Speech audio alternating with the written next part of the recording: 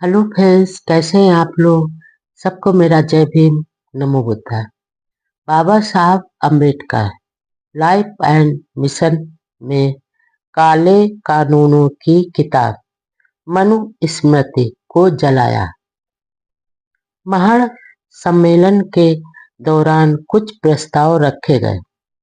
उनमें सबसे महत्वपूर्ण प्रस्ताव जो पारित हुआ वह था कि हिंदू स्मृति और पुराण को नकारा जाए तथा समाज में विषमता का जहर घोल रहे हिंदू ग्रंथ मनु स्मृति को जलाया जाए।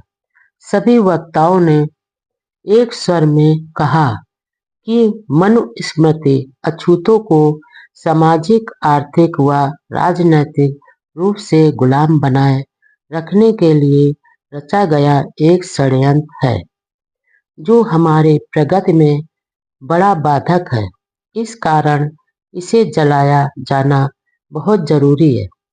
यह ग्रंथ उच्च नीच तथा भेदभावपूर्ण विचारों से शूद्रों को पतन की ओर धकेलता है।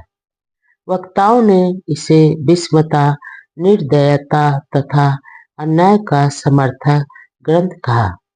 इसके बाद 25 दिसंबर 1927 को रात को 9 बजे महड़ के सम्मेलन स्थल पर पंडाल के सामने खड्डा खोदकर चिता बनाकर सभी की मौजूदगी में काले कानून वाले ग्रंथ मनु स्मृति को जलाया गया।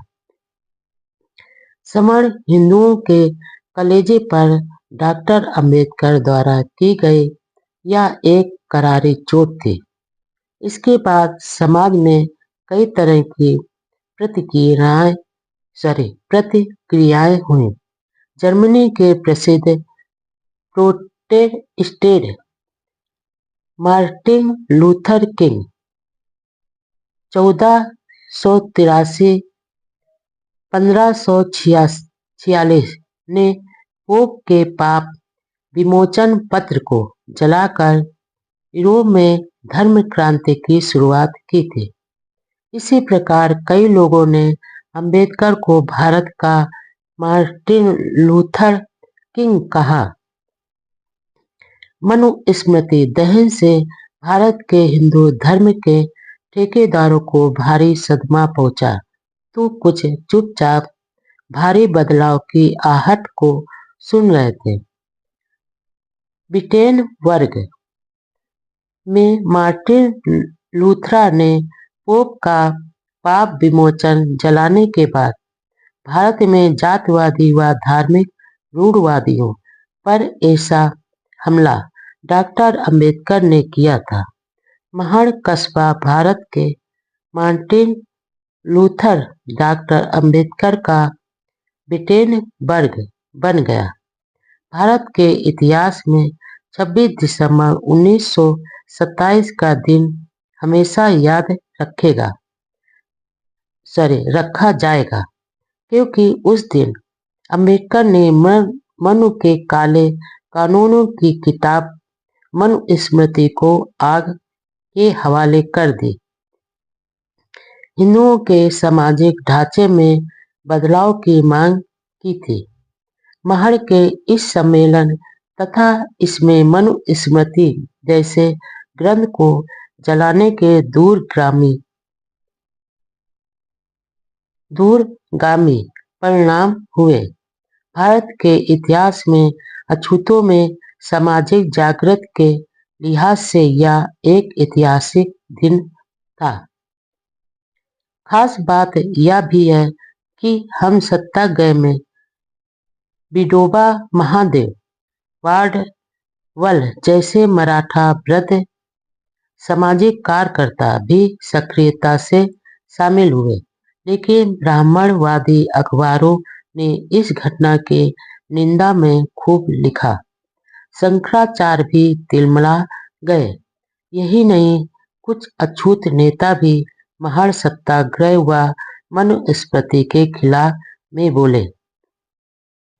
अंबेडकर के भाषण के बाद सभा समाप्ति से ठीक पहले बंबई से गए ब्राह्मण दल व सत्य शोधक के नेता जेठे व जवलकर कार से वहां पहुंचे और अपने भाषण में कहा, अंबेडकर के बराबर ज्ञानी व कर्तव्यपरायण नेता अछूतों में कोई नहीं है। वे आपके कल्याण के लिए जी जान से प्रयास कर रहे हैं। आपको इनके पीछे चलना है। अपना भला काल्पनिक ईश्वर नहीं बल्कि अंबेडकर ही आपके दुख दर्द दूर कर सकते हैं। या आपके सेनापति हैं, इसलिए या जैसा कहें वैसा ही करना। दोपहर भोजन के बाद यह घटना यूं हुई। वहां बहुत दूर से महिलाओं का भी एक दल आया हुआ था। एक वृद्ध महिला डॉक्टर अंबेडकर को देखकर जोर जोर से रोने लगी और जब अपनी आंखों के सामने अंबेडकर को देखा तो चुप हुई। उसको अंबेडकर ने ढंढास बंधाया। महान संघर्ष ने जहां एक ओर अछूतों की जागृति का बीज बोया, वहीं समाज व सरकार को भी अछूतों की एकता व संघर्ष की ताकत का एहसास हुआ। इसके बाद बाबा साहब अछूतों के दिलों में और अधिक बस गए। उनकी प्रतिभा व नेतृत्व की प्रसिद्धि भारत के कोने कोने में फैल गई। बाबा साहब अछूतों के हितैषी बड़े नेता के रूप में उभर गए थे। महान सम्मेलन से उनके राजनीतिक कौशल का भी लोगों ने लुहा माना। सम्मेलन के दौरान मनुस्मृति जलाए जाने पर बाद में डॉक्टर अंबेडकर को पूछे जाने पर कहा, सदियों से हाशिए पर डाल दिए गए अछूत समाज की गरीबी, दरिद्रता, पीड़ा व दुर्दशा पर हिंदुओं का ध्यान खींचने के लिए सिर हथेली पर रखकर हमने यह महान कार्य किया।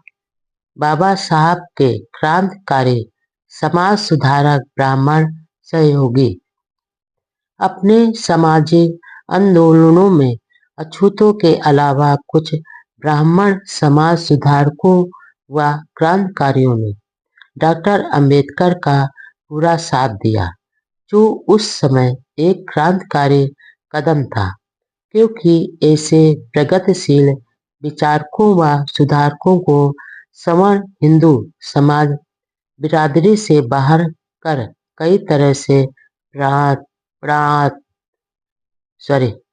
प्रताड़ित करता था। लेकिन ऐसे अपमान को सहन करते हुए भी कुछ लोग बाबा साहब के साथ हर आंदोलन में शामिल रहे। गंगाधर, नीलकंठ सहस्त्र बुद्धे सारस्वत ब्राह्मण समाज से थे। महासत्याग्रह के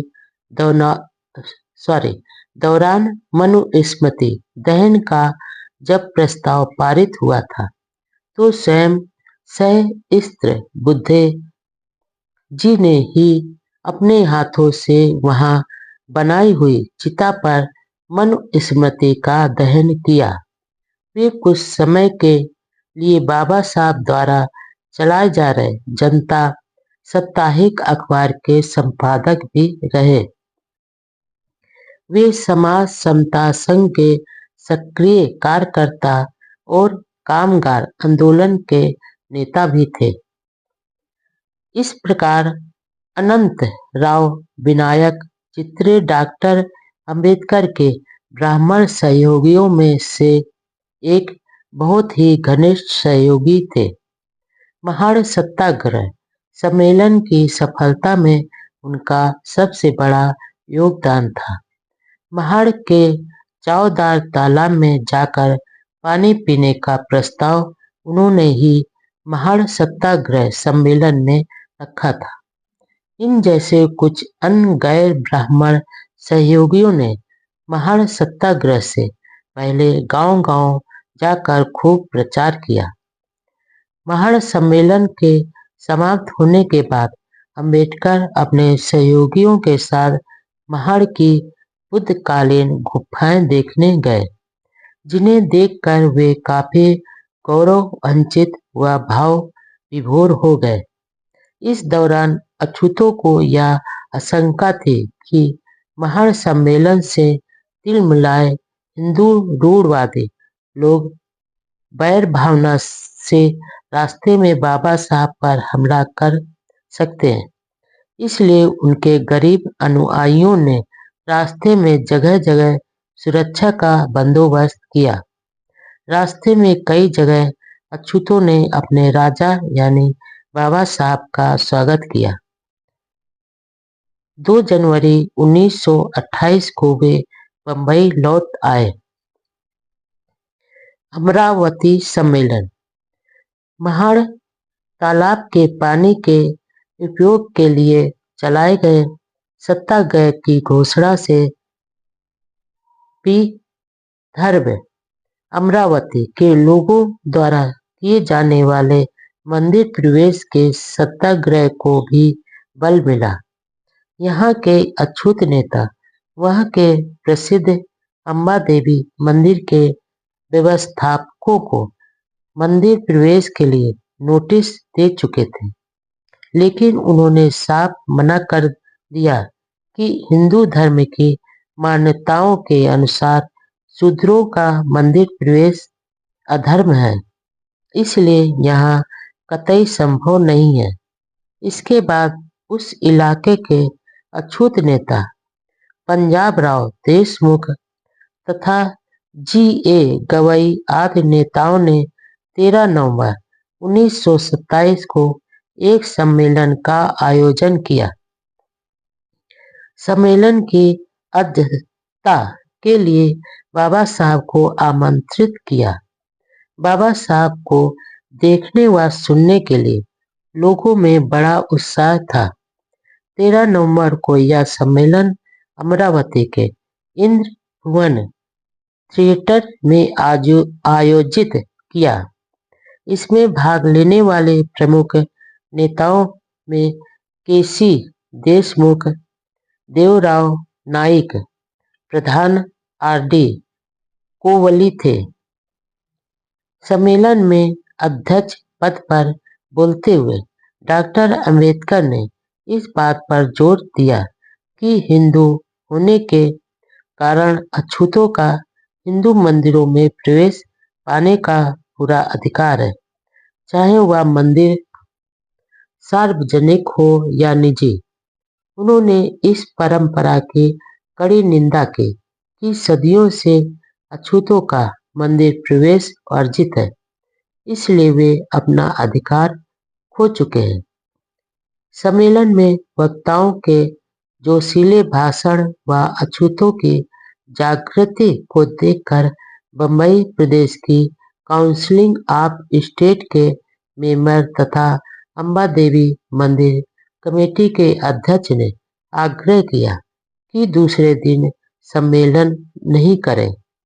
मंदिर कमेटी ने भरोसा दिलाया कि वह दलितों के मंदिर प्रवेश से इनकार कर फिर से विचार करेंगी तथा अगले 3 महीने में अपने फैसले के बारे में बता देंगे। यह सब अछूतों में आई चेतना का ही असर था।